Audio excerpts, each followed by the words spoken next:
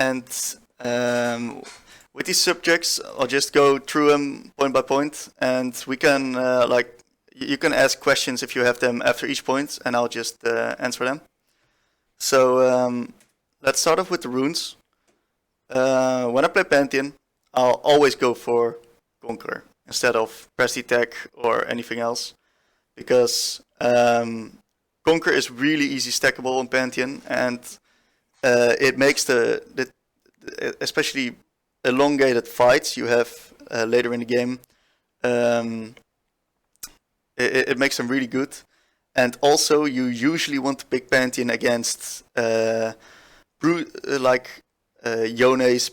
Yasuo's, and those kind of melee champions, which you can stick onto and just keep your Conqueror stacks and do a lot of damage. So secondary, I'll go Downward Tonic, like pretty much always. It gives you a great lane. You need the mana from it, and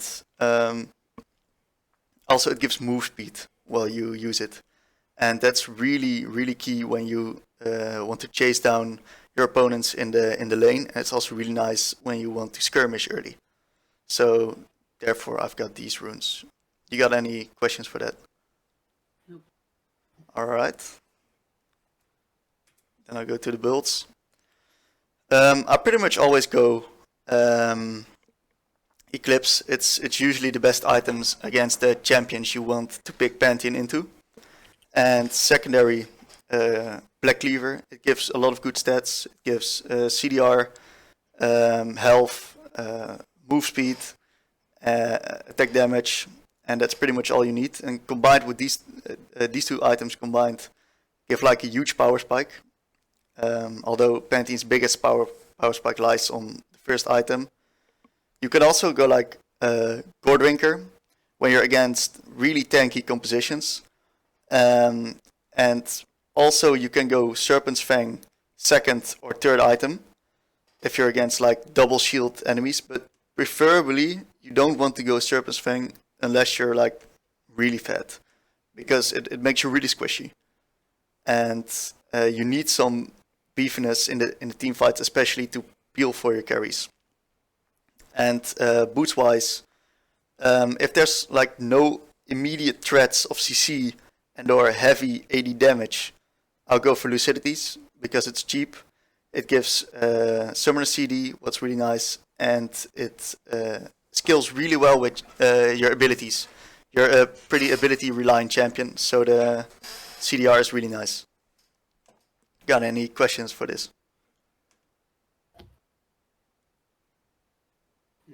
No, makes sense. All right. Okay, so I have a question. Yeah, go for it. What do you think about the item Manamune on Pantheon? Manamune. That's a good one. So I've tried it, and Manamune gives it gives a lot of damage, and it's really fun, and it could work when you're like heavily ahead. But when behind you, for surely don't want to buy it, and it kind of makes your spike of the Eclipse a bit later. But you can also go like the full lethality build with it. Then you do like a lot of damage, but you just got to get CC'd once and you die. Yeah. So it's a bit of a double-edged sword. I went a very weird build one time. Yeah. And it worked, but I don't know if it'd work again. So basically, what the premise is you go Manamune with, Eclipse and Full Lethality. Yeah. You jump in, but the specific thing is you have Phase Rush. So after you delete them, you use your Empowered E to get out. Yeah. And you have Phase Rush, so you just leave it at like max speed.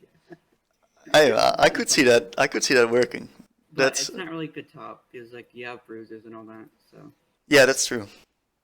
but mid lane it could probably work. But yeah, I like Conqueror better though. Yeah, I don't understand that. That could be like a nice build in normal games and for fun games. It could be really fun, but I wouldn't recommend it for rankeds though, especially not in the higher ranks. Yeah, I'm trying to get to the higher ranks, so I want to get better. Yeah, that's understandable. That's good, man.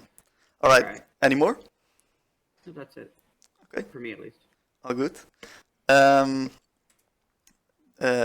we'll go to the ability identities.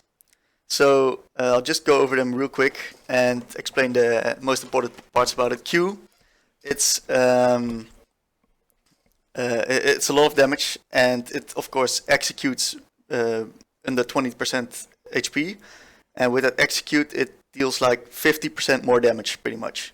So if an enemy is below 20% HP, you kind of want to focus to use your Q onto them. The empowered Q is like more damage. Then W, it's a really important ability to understand the identity of. In lane, it's like really easy. It's a 1 second stun. It's a nice engage tool. It's really good gank setup.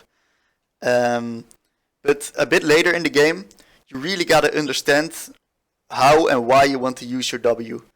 The difference is you can go for an engage with your W or follow-up engage from your team, but you can also use your W to peel for your carries. And you gotta really understand when to use it for peel and when to use it for follow-up engage. And if you understand that, the games and the win conditions will get easier and you will win more games. Also, Empowered W stacks Conqueror really fast. So that's why I like Conqueror as well. If you press W and you auto attack with it, you have like above half of the Conqueror stacks already. And that means you're almost at Conqueror. That's really good. The E, it blocks damage for 1.5 seconds, but it also does a lot of damage. Especially when you rank it 3 times, the damage is, you can catch a lot of players off guard with it, especially players in mid lane. There's not a lot of people that understand how to play against Pantheon, so when you combo them and you press E, they think, hey, I can only not damage you, but they don't understand that they get heavily damaged by you. And especially if you double cast EE, you do like a really big burst of damage. And that usually catches people off guard, which leads to a kill. And of course, Empowered E can be used for escaping. Finally, we've got R, which is a good roaming tool and does a surprising amount of damage. Like level 2 R deals 500 damage on the center, and level 3 R deals 700 damage. It's quite a bit, especially in team fight. And it also throws a spear, and the spear is the damage of your Q. So if you hit a spear of the ult, together with the ult, you do like easily 900 damage on level 11, and that's a lot. So if you manage to land your arc on the right way, you can completely change the team fight, and especially a skirmish on bot lane. And also, one thing with the Pantheon ult, it makes your passive stacks go to full. So the next ability you use is empowered, and that's really nice to know and to make use of. So if you want to roam, you can use your E if you have 5 stacks already for the movement speed to get into range, to then ult and get your stacks back. And that's a nice little trick. And for skill builds, of course, Q, E, W. You max E second because of the cooldown reduction and the damage increase. And it's just really nice to have your E up in a fight. And in the later fights, if you can get 2 E's off, you stall so much time for your team. And that's really nice. So, you got any questions for this? I got one. Go for it. In an invade situation, yes. Do you skill W or do you keep the Q for maybe lane and it's still empowered and slows? That's such a good question. Okay. Well, if my team has any kind of CC and we invade, then I always go Q. Because Q gives you so much control in the lane, and it's your primary trading tool, which you want to have at level 1. But if you indeed go for an invade, and there's no kind of engage. You're the only form of engage. I wait with leveling until I see the enemy and know I'm in range to W them. So then only I will level it. Else, always Q, because Q is so important for the early lane, and that's where Pantheon shines, especially. Okay, yeah. All right. I'll go to the next one. Here we have the champion identity of Pantheon. First of all, it's an early game powerhouse. The base damages are really good, especially with serrated Dirk. And it also has great base resistances. So your laning and your trading are really favorable. The Pantheon is also really good at river skirmishes and chaotic games. So if you have the possibility to make it a clown fiesta with Pantheon, I greatly advise you to. Because the enemies will lose control, there will be permanently 2v3 fighting, and it's just a favorable game for you. But on the other hand, if the game isn't a clown fiesta, you're usually a supportive champion. The idea of Pantheon is to enable your jungler to get a lead, or to enable another carry in your team and create a win condition through them. Because Pantheon itself is very rarely a win condition. It can be, but in very specific conditions and only when really fed. Usually, you gotta create a win condition on preferably your bot lane. But on the other hand, your jungler or your top lane could also be a great win condition. Also, last thing, you have to call objectives on Pantheon. Try to force as much early dragons or rift heralds to get those skirmishes going and to get a lead in the early game, to build that out and snowball it to a win. So, what did you want to say? I said he's like basically an AD Shen. Yeah. He like wants to enable to. Yeah. Yeah, it's pretty much an AD Shen indeed. It has some very similar playstyle. Exactly. Yeah, it is indeed AD Shen. It does a bit more damage. It is a bit more squishy, but on the other hand, it's quite a similar champ. I agree. Yeah, that's true. You got any other questions about the identity of Pantheon? Mm-hmm. All right, then I'll go to the next one. So this is like the most important thing of Pantheon, the matchups, and that's because you want to pick Pantheon in the top 2 rows. Those are the times you want to pick Pantheon in. If you play Pantheon against the champions in the bottom 2 rows, you're likely to have a rough time because you cannot win lane on your own. It's really hard to win lane against these champions. It's pickable in the middle lane, in the middle row, but it's not preferable.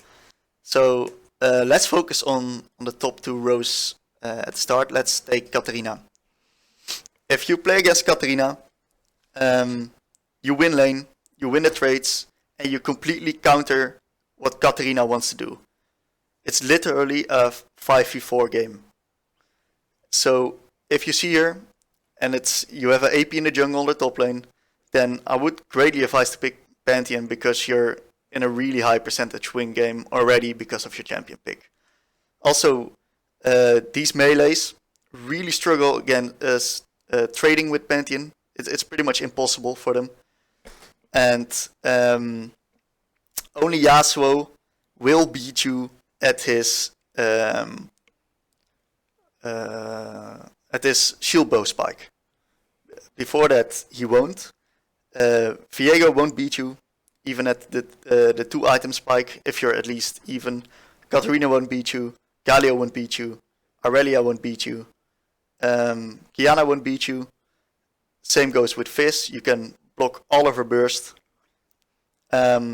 Yone is pretty similar to Yasuo, but a bit harder, because Yone usually have a bit more possibilities to trade with Pantheon because of their E, and they can counteract your E with their own ultimates. But the lanes of these champions are quite easy. You can avoid their damage, you can trade with them, and when you're out of the lanes, some of these matchups might get really tricky. In my experience, Yone gets tricky after shield bow. Akali at one item, you lose it because she just does too much damage. Same goes with Talon. Echo as well, mostly at 2 items. And a good Kassadin will know how to space your Q and will know how to trade with you without you being able to do anything back. So you will lose later on as well. Zed is a bit of 50-50. Lucian is also quite hard out of the lane. In lane, you pretty much your W range is the same as Lucian's auto range. So whenever he tries to auto you, you W on him. That means you win the trade. But out of lane, it's a bit of a different story because he starts to do a lot of damage as well. Same goes with Twisted Fate. Low range, if he tries to auto you or W you, you just W him and you win the trade. With E up, of course. And when he ults, you can ult after him. Aurelian Sol as well, quite easy. And Brand, really easy because you can counter his damage and just get into range. He's got no escape to get away from you. So these are the good matchups. I highly suggest picking Pantheon if you see anything of this, because it makes the game like 60% win. It's such a big number actually. If you I'll in the early lane guide I'll go for I'll explain the way you lane against them, but just champion wise it's so easy, and it makes the game really favorable for you.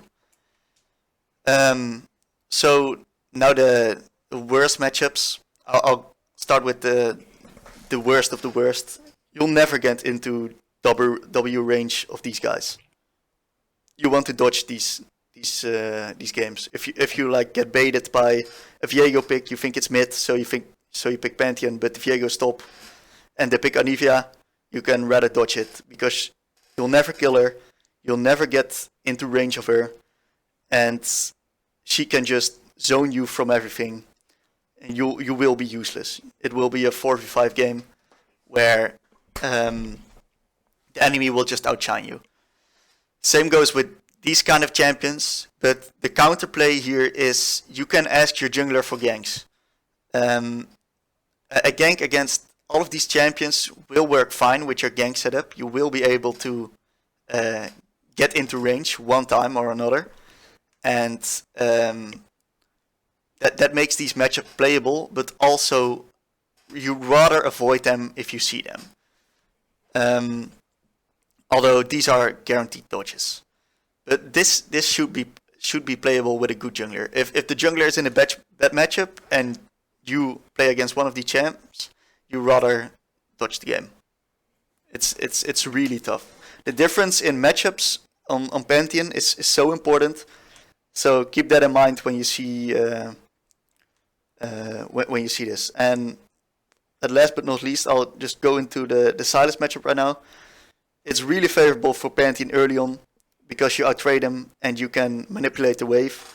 But level 7 onwards, he will outsustain you, and therefore it gets a hard matchup. And a good Sylas will know how to trade against you, and you will lose the trades, and therefore the impact as well, because he can steal your ult as well. That's pretty much it for the matchups. You got any questions for this?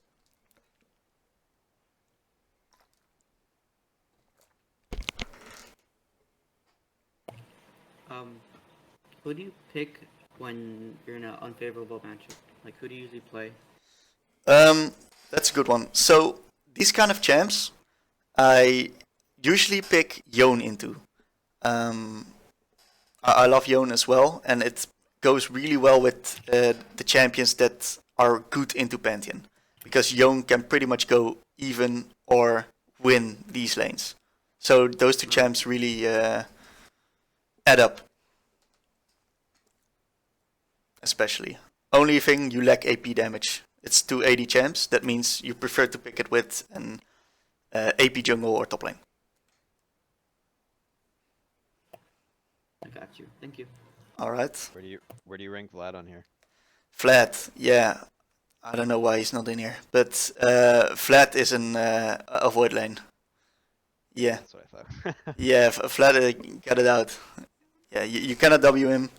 You cannot outtrade him ever. And he will just skill up without you being able to do anything. Only thing you can do is force river skirmishes. But Vlad will be just as useful as you in there. So that's a rough one. Good one. Playing Vlad, I can attest to that. Yeah.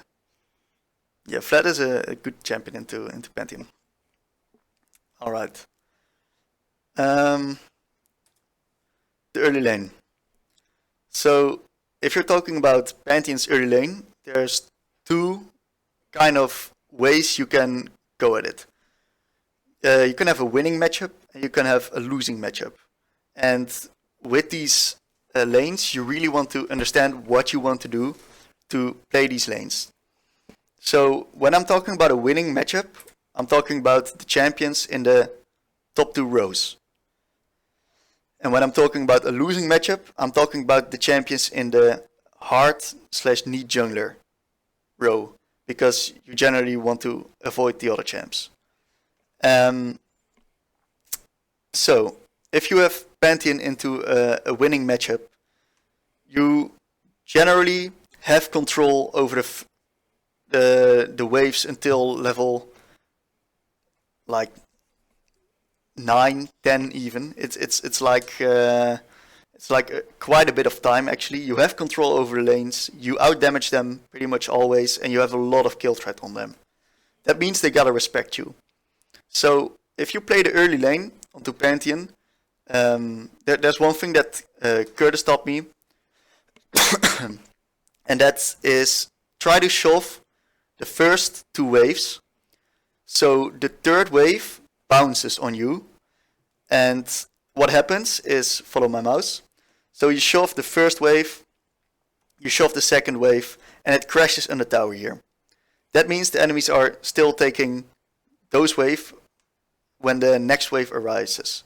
That means your third wave should come around here, and the third wave of the enemies will then, due to being closer to the tower, bounce back to you. That means they will get a minion advantage and slow push back into your tower. You take advantage of that of Pantheon,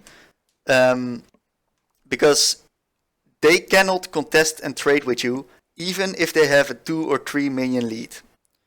So the goal of shoving those waves is to give the enemies a slow push, to start letting the wave come to your side and zone them of minions. And if they want to try to get the minions, you trade with them, because you win the trades. And if they try to contest any CS early on, you hard trade with them as well. You win all the trades, you've got corrupting pot, and especially when they trade with you around this area, they will be in a very dangerous spot, because Pantheon gets the move speed from corrupting potion, the conqueror stacks, and he will run you down and kill you. It's that easy. And there's one thing you gotta be careful of when playing Pantheon and you do the strategy. It's when the third wave bounces, the enemies will reach level 3 a bit sooner than you do. So you gotta notice when they reach level 3, it's the second melee minion that dies of the third wave. And at that moment, you gotta back off a little bit, so you don't take a trade while they are a level up, because those trades you will lose most of the times. So you wait until you are level 3 as well to before trading. And also you gotta be careful with the trades you take when the wave is around here. Because if you trade with the enemies, well, they have like only 1 minion advantage. The wave will attack you, and the wave will go back into their tower. And if the wave is constantly at this spot, you cannot trade with them, you can never W them, and you cannot zone the enemies of CS, which means that your lane bully cannot bully, and therefore you just get outskilled quite easily. So preferably you want to hold the wave in this situation. I'll go into like 1 or 2 VODs after where you can see how the wave in this situation zones the enemy of those waves and automatically wins the lane and therefore also the game. Because you just out damage them and out pressure them around the entire map, and it's pretty much auto win on that point. Are there any questions from a winning matchups perspective?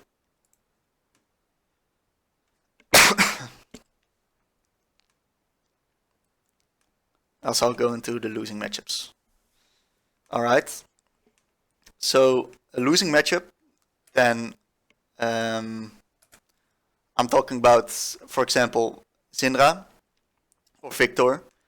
What usually happens when you play a losing matchup is that you get pushed in because they can just throw abilities at you and you have a hard time trading early in the wave. You can try to get into W range, but usually they tether it correctly and you will lose trades. Therefore, you will get pushed in under your tower, and you want to avoid as much damage as possible by good tethering, good dodging of the abilities, and ask for your jungler for help. Because you have great gank setup with your W, and when the enemy jungler comes, when your friendly jungler comes, especially these matchups are really killable, are like almost free kill. So the key to playing one of the losing matchups is to avoid damage early on and ask your jungler for help. And if the jungler comes, you can get a substantial amount of gold lead on where you can actually go and trade with them and win the trades really hard. They might also even get caught off guard by the damage you do, especially with a serrated Dirk, and just get one shot. So the key to losing matchup is to avoid damage and call your jungler. And especially when you look at these matchups, you look at Merc threats. Merc threats are just almost a must buy. It makes your laning a lot safer and makes you be able to do a lot more. So, are there any more questions on the laning? Nope. Okay, great.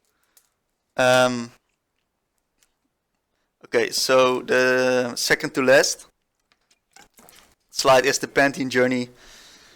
You can see here by, I think it's League of Graphs, the difference between ranked games and win rate on Pantheon. The first few Pantheon games are fucking rough. They're really rough, especially on mid lane. The trading patterns you don't understand then yet, and you will get like stressed out because you think you're getting outskilled, but which makes you force plays and force bad plays. Therefore, the first few games are really rough and not enjoyable. That's also what I noticed when I started to pick up Pantheon. But I decided to keep it going, and I noticed results after like 10 games. You start getting a hang of the champion and understand how the combos work and how you want to play it. And the win rate like literally skyrockets here. It's huge, the difference. And that's also what you'll notice in your games. And the games will get really fun, especially if you get a good matchup here. You start to understand how good the bully potential of Pantheon is, and you'll start to dominate lanes, freeze people for 6 waves after another, and just put them in a very miserable place. And that's where you start to form your own identity of Pantheon. You can try out like different builds here and maybe even press the attack if you want to, and therefore you can create your own champion identity of how you want to play Pantheon. And the last point I want to discuss is the win rate of Pantheon after a lot of games. It skyrockets again, because when you understand Pantheon, when you have played that many Pantheon games, you understand who of your team is going to be the win con, and you understand how to play around that win con and how to create that win con for you. Pantheon is such a good champ with the amount of leads you can get, and you can translate that to your team, which allows for a really secure and nice way to win games. Because you are not the carry yourself. You gotta put it on one of your teammates. And you will understand that after a certain amount of games. And especially when picked in good matchups, the win rate of Pantheon, it's so high actually. It's unbelievable. But if you try to pick it up yourself, you will notice. All right. Any questions on the Pantheon journey?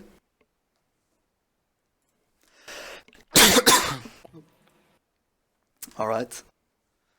So the last one is mistakes or misconceptions about Pantheon.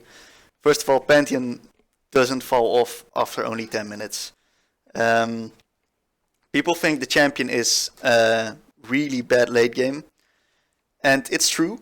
On its own, Pantheon isn't a good champ that skills well, but if you play it supportive and play around your carry, Pantheon is really useful because it offers great peeling and great stalling potential in team fights. Also, it does damage. It still does damage, so the enemies still gotta be careful. Another mistake that can happen with Pantheon is to use your ult to get waves after a bad reset.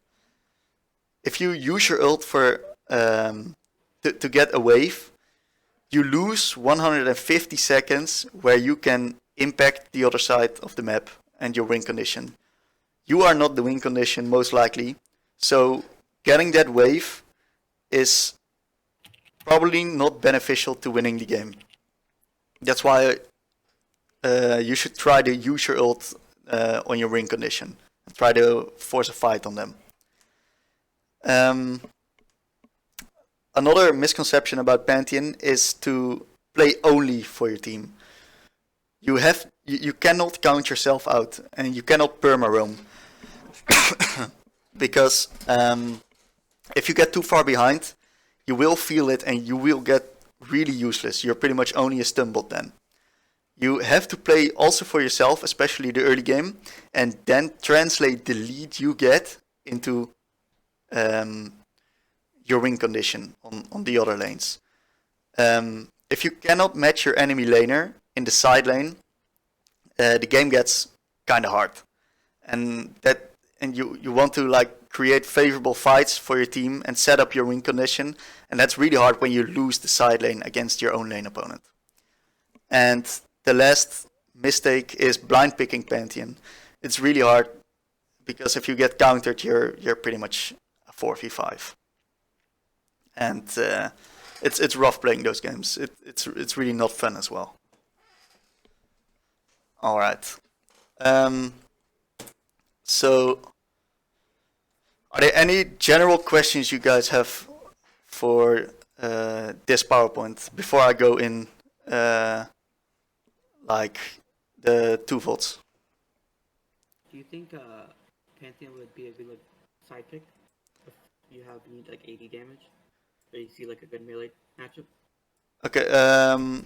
Can you repeat it? Okay, so my question is, do I have the main Pantheon to be decent at him, or can he be like a third pick? A third pick is perfect, honestly. I honestly started out playing it as a third or fourth or even fifth pick as well, but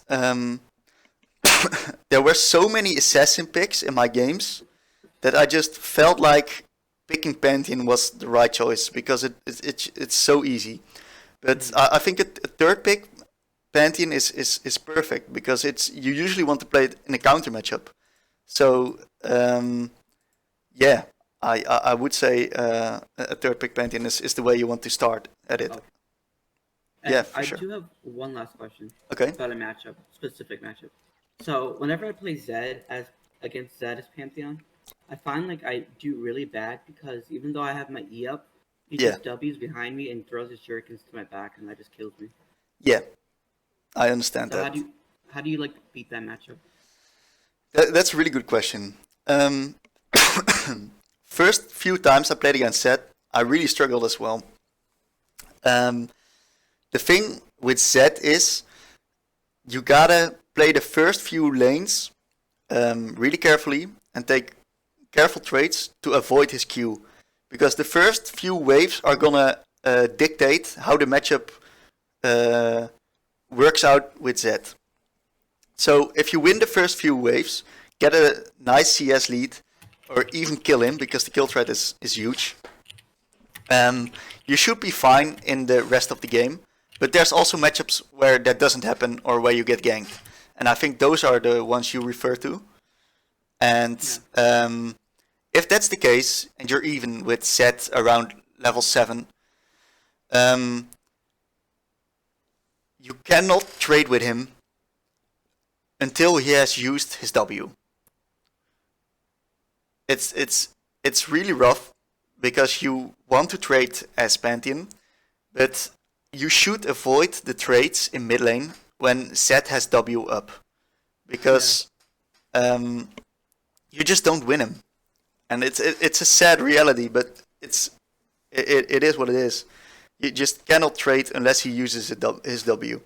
But imagine if he throws out his W with his combo, and you manage to block it with your E, then you have 18 seconds to do whatever you want in the next lane, in the lane. You've got 18 seconds to control the wave, set up vision, set up the wave states, and try to play for the team. Then that's your window with Zed. But it could be a tricky matchup indeed. I have another question. Go for it. For mid game and late game. Yes. So in mid game, is your plan to always go? So first of all, go for objectives and then like side lane and ult towards your team, or what's like the plan in mid game? Okay. In mid game, really good question by the way. In mid game, you try to create a man advantage on the fights where there's no objective up. So if there's no objective up, you go to the side lane, you 1-3-1 or 4-1, depending on the aggressiveness of the game. But if there's no objective off, you try to 1v1 the side lane, set up vision, and ult in when a fight occurs or when you see an opportunity to start a fight. Because there will come plenty of opportunities. People will step up and you can collapse on that with Pantheon ult. If you don't have ult though, because that happens, you wanna try to push out the wave and group up with your team after, especially if it's an aggressive game. That makes a man advantage because the enemy lane opponent still cannot beat you in the side. But if it's not an aggressive lane, aggressive game with a lot of chaos, you can stay in the side and just try to pressure it, create a lot of vision. When it comes to objectives though, as Pantheon, you want to be there first. Especially when you have the control, you probably have a lead. That's what you can suppose playing Pantheon. You probably have a lead, especially over your lane opponent. If you set up the objectives 1 minute before the objective starts, and you get your team to create the vision, the enemies have a rough time walking into you. It also is a possibility to go for a side lane when an objective is up, to try to ult in with Pantheon, especially when a bit behind. And if your team wants to fight an objective while the enemies have control, I suggest ulting in because it's a big source of damage and a great way to get to the place where you want to be in for the fight. And especially with these kinds of dragon fights, those are the most fights you will get. You should be really careful with if you want to engage, if you want to flank, or if you want to peel your carry, especially with the W usage. And that can pretty much make or break a fight, especially when it's even. Also, another thing with the objectives, Pantheon's Q also executes on objectives below 20% health. So if you have 3 items on Pantheon and there's a dragon fight, your Q does about 780 damage with 3 items on when the dragon is below 20% HP. So there's a big chance you outsmite it. Especially if you are super fat and maybe have 4 items, you outsmite the enemy jungler. So you can go for steals as Pantheon. But coming back to your question about the mid game, does that answer it, or did I miss something? No, it answered it well. Okay, great. And I have a last question. Go. How do you lose games on Pantheon? So in which situations does he not, can't he do, I can't speak English. Is he not able to do what he wants to do? That's also a really good question. You lose games on Pantheon when you fuck up in lane badly. So there is some margin of error on Pantheon because you usually hard win the trades, but you can play against a really good player that has better micro than you and just dodges your Q over and over, and they win the trades. Wherefore you cannot get the pressure and cannot roam to other sides. That's a big thing which you can control at least. In these kind of matchups where you're playing against a bad lane, you lose because you cannot do more than them. They will pretty much avoid the trading in the lane or win trades 100-0, where you cannot trade back, and therefore you slowly lose lane and slowly lose the game because they hard outskill you, every one of them. And that's another way you lose the game as Pantheon. Also, a way to lose the game as Pantheon is to throw your lead. It's really easy to take one bad fight, give 3 shutdowns to the enemies, and you're suddenly not strong enough to contest them anymore. And therefore, the game spirals out of your control. Objectives are therefore the most important part to focus on as Pantheon, because random fights usually are game throwers, especially when you get outskilled really hard. So random fights in the mid to late game, around between 3rd and 4th Drake. When you have 3 Drakes, just play to the side lane, play only fights with a man advantage, because if you manage to lose a fight and you have, say, 400 gold shutdown, you will get a lot of shutdown gold on your head, and you give it to the enemy AD or let's say the enemy mid laner, which might be a Silas. You suddenly cannot contest them anymore in the side lane, and therefore you lose a lot of pressure. And if you lose the side lane, you're in a rough spot on Pantheon. That's another way to lose the game. Another way to lose the game on Pantheon is not being active in the lane and failing to snowball your lead to your win conditions on your side lanes. And the last way to lose a game on Pantheon is to not be able to deal with enemy carry threats. Imagine your bot lane is getting stomped, your top lane is even, and you fail to snowball your top lane, you're only 20 CS up on mid, and you cannot deal with the enemy bot lane because they don't overstep. It's quite easy to catch them if they overstep, but that means they have got to make a mistake. You cannot make a super nice play to do anything about it. So in that sense, you're a bit out of the control if you fail to snowball and win condition. Therefore, I suggest picking Pantheon in the easy matchups, because you can snowball your other sides quite easily with such a nice lead. Really good question. Yeah, thank you. All right. That sums it up for the presentation. Let me load some thoughts. Okay, so I've got a Pantheon versus Katarina VOD right here. What will be covered here is the early lane.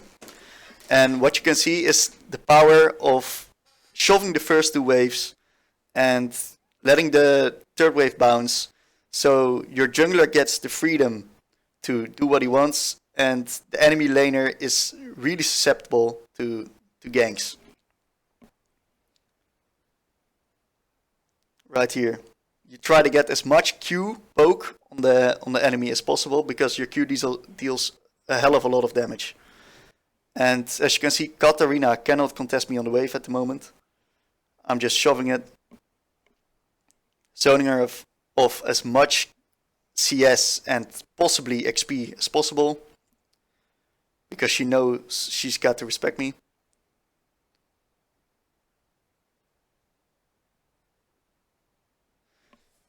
Okay, so when you shove the second wave, you have a bit of time to place a ward, and it's really important that you place the ward at the right direction. You gotta know where enemy jungler starts, and if you ward the other side, you secure your top laner, in this case your jungler, free vision on the enemy jungler, which means the enemy jungle ganks early game will not be as impactful as they usually are. So that's also really important. Right now you can see the wave is slowly pushing into me. I'm not touching the wave. I'm not trading with Katarina, so the wave is coming into me. That means she misses a lot of CS. She's only at 9 CS right now, while I'm at 15. And she has a smaller wave than I do. So the wave is big enough for me to trade here, so I go for a trade.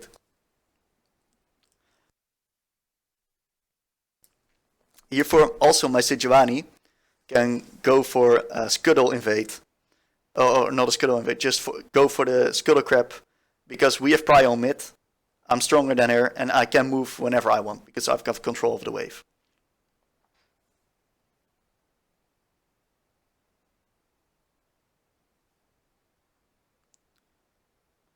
Right here, Skarner fucks up. I use my Empower W for the full stacks with Sejuani, and that's a free kill. Free lead for my jungler. In the meantime, Katarina can still not walk up. She's missing XP, she's missing CS, and therefore she's getting really useless, real fast. She cannot even Q it. Because if she comes in range, I can just freely trade with my E up, especially. You want to take those trades when your E is up, because you avoid a lot of minion damage with it. As you can see, the wave is like really far ahead. Every Katarina always goes for cannon minions, so I ping my jungler. She's going for it. She walks up too far, and she's dead. And this is like the power of Pantheon. You get so much wave control that makes the enemy useless and yourself really strong. So if I go a bit later, right here, you can see what this lead does in a lane. I try to look for roam opportunities, but keep in mind that the wave is still frozen. Whatever Katarina does, she needs her jungler to unfreeze the wave. She cannot get into CS range here. She loses a hell of a lot of gold. And whenever she comes too close, I'll try to trade with her. And she cannot trade back. what usually happens is enemies get really tilted and they will contest your wave, or try and do anything about it, and then they'll just die. You just kill him. Pantheon is so frustrating to play against when you're in the weak matchup.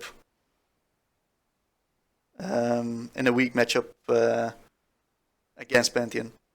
It's really easy to snowball leads. And there's nothing flashy I did this game. There's nothing I did to make an outplay.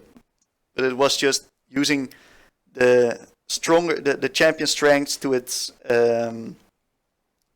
the champion to its strength and the lane dominance to like basically make a 4v5 game.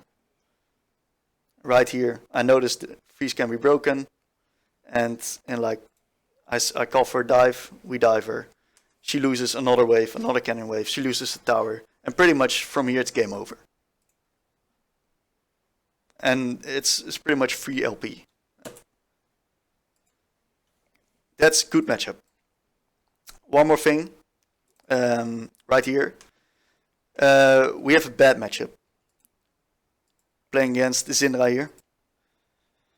And right here I'll try, I cannot contest her on the wave. I don't do enough of damage, I'll try to get my CS and get to my Eclipse and call for my jungler.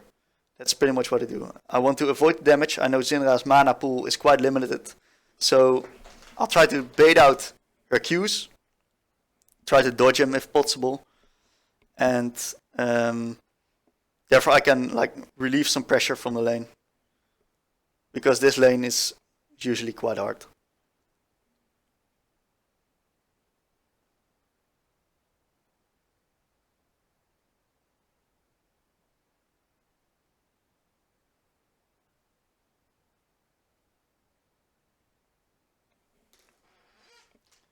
Alright, looking at our mana pool, it's already shrinking.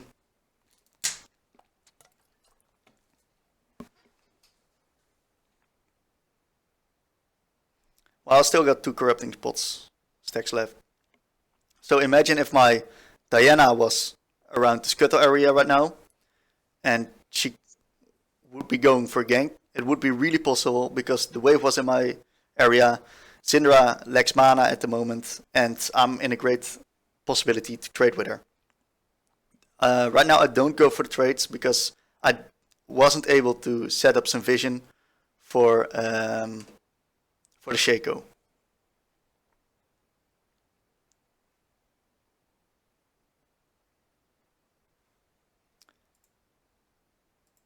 So what happens right here is, because I cannot win lane 1v1, I try to look for roams, and the roam was successful, and I give the kill to my Jinx because she's the carry and I'm not going to carry this game. I'm a supportive champion in this kind of sense.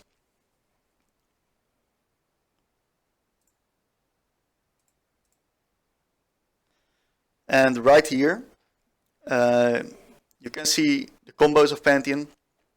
What's really nice is to understand the amount of damage you do. And I go on with 3 stacks, I auto-attack the clone, because I know if I flash W with empowered Q, I one-shot Shaco. People really underestimate the early damage of Pantheon, it's actually massive.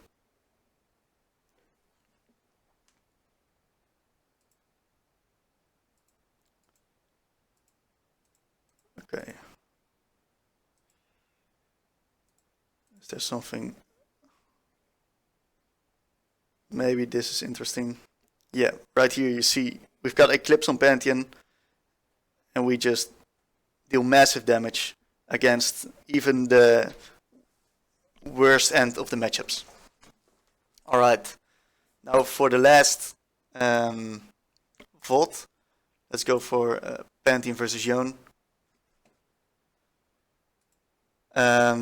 Okay, so right here, I knew the jungler, so I was in a call with my jungler, and I'm also in a good matchup. This is like best case scenario for Pantheon, because you can ask your jungler to play around you, and I pretty much say to him, hey, I shoved the first 2 waves, 3rd wave will bounce onto me, and Yone is a target after that. he has to walk up. First of all, you try to get as much damage trades as possible. He's got 1 potion while you got 3, and you still out-damage him.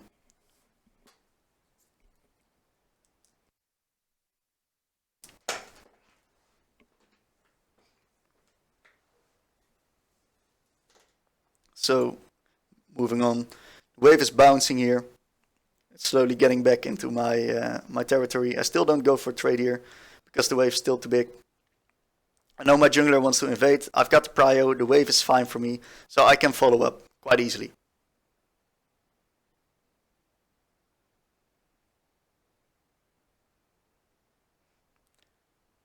Yone is forced to answer.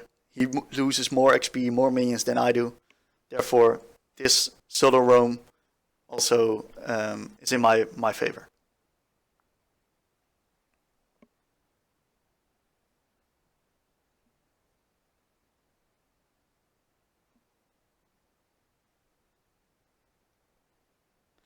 And Yone is quite fucked right now, because first of all, he takes a trade he cannot respond to, and the wave is coming to me. Also, my jungler is in the area, and he cannot reset right now. He cannot leave the lane because the wave is too far ahead. Right now he has to burn his flash, and the wave is still fucked up for him. That means he's in a really rough spot. He's gonna lose CS. He's gonna lose gold, XP, and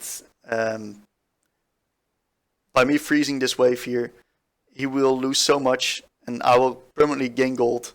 Therefore, he's going to be in a big disadvantage, and Pantheon is going to be very far ahead. So I zone him off this CS as much as possible, and my Morgana is coming mid again.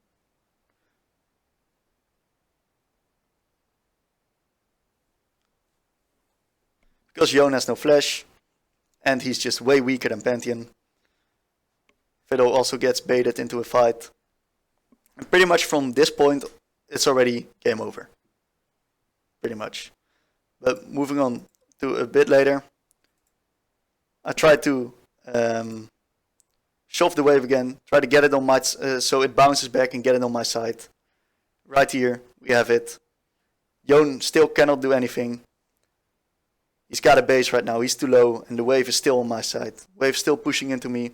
That means he's in a very rough spot again. If he resets right now, he loses this entire cannon wave, which he will, because he cannot stay. And what I say to my jungler at this moment is, hey, I was in voice chat at the moment. Normally I would type, go mid, Yone is resetting, wave is fucked, and what happens right now, no one suspects the jungler will gank you at this moment because you're at base. And they think, hey, I'm not shown on lane, so they won't gank me.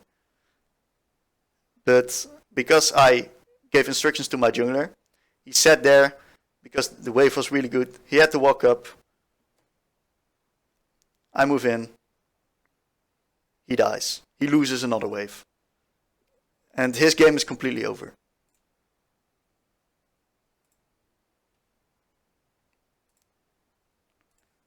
And what then happens is they get tilted and they say, pretty cringe, Pen, not gonna lie. They're just so tilted because they cannot play the game. It's impossible to play. And this is like another good matchup, and this is the clear strength of Pantheon. And right now I'm really fat. My bot lane is doing fine. My top lane is even. Right now the top lane, I'll try to snowball it. And because my bot lane is already ahead, it's just easier to snowball that as well. And this game just spirals out of control to a 229, even 233 game, where just the enemies cannot play. And that's like the biggest strength of Pantheon. It snowballs a game out of control. That was it for the VODs. Do you guys have any questions, any notions, additions, or any thoughts you want to share with me?